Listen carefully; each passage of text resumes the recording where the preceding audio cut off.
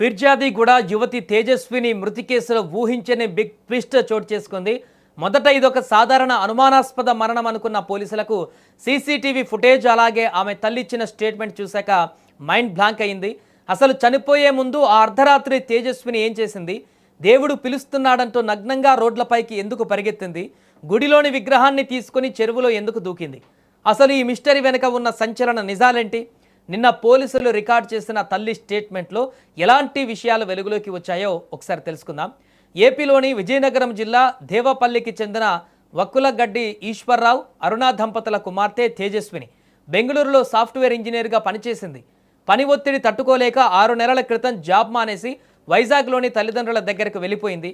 2 నెలల క్రితం తల్లి అరుణతో కలిసి హైదరాబాద్కు వచ్చి ఫిర్యాదిగూడలోని శంకర్ నగర్ కాలనీలో ఓ ఇంట్లో కిరాయి ఉంటుంది.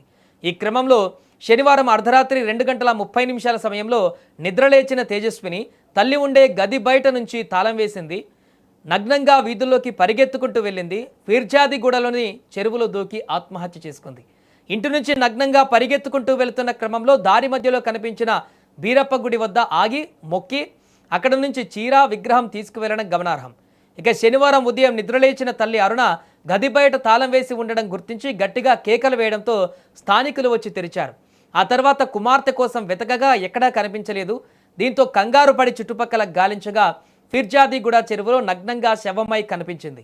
ఈ ఘటన స్థానికంగా ఒక్కసారిగా కలకలం రేపింది. ఇక తేజస్విని చనిపోవడానికి ముందు ఆ అర్ధరాత్రి అసలు ఏం జరిగిందనే దానికి సంబంధించిన షాకింగ్ దృశ్యాలు స్థానిక సీసీటీవీ కెమెరాలో రికార్డ్ అయ్యాయి. అర్ధరాత్రి సమయంలో తేజస్విని ఒంటిపై బట్టలు లేకుండా పూర్తిగా నగ్నంగా నివాస ప్రాంతాల గుండా పరుగులు తీసింది. నన్ను దేవుడు పిలుస్తున్నాడు, నేను వెళ్ళిపోవాలి అంటూ గట్టిగా అరుస్తూ రోడ్డుపై హల్చల్ చేసింది. సీసీటీవీ ఫుటేజ్ని గమనిస్తే ఆమె నేరుగా స్థానికంగా ఉన్న ఒక గుడి వైపు పరిగెత్తుకుంటూ వెళ్ళింది. ఆ తర్వాత గుడిలోకి ప్రవేశించి అక్కడ ఉన్న విగ్రహాన్ని చేతిలోకి తీసుకుంది. అలా విగ్రహాన్ని పట్టుకొని నేరుగా సమీపంలో ఉన్న చెరువు వైపు వెళ్ళి క్షణాల వ్యవధిలోనే ఆ చెరువులో దూకేసింది. ఆ చీకట్లో ఏం జరుగుతుందో ఎవరికి అర్థం కాలేదు. రాత్రి జరిగిన ఈ ఐడ్రామా ఎవరికీ తెలియదు. కానీ తెల్లవారేసరికి ఆ చెరువులో ఒక యువతి శవం తేలియాడడం స్థానికులకు తీవ్ర భయాందోళన కలిగించింది. గమనించి చూస్తే అది తేజస్విని మృతదేహంగా గుర్తించారు.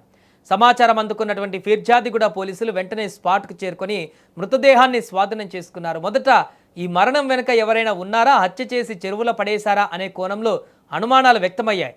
కానీ కాలనీలోని సీసీటీవీ ఫుటేజీలను పరిశీలించాక ఆమె తల్లి ఇచ్చిన స్టేట్మెంట్ రికార్డ్ చేశాక ఈ కేసు పూర్తిగా మరో మలుపు తిరిగింది. ఇది మానసిక స్థితి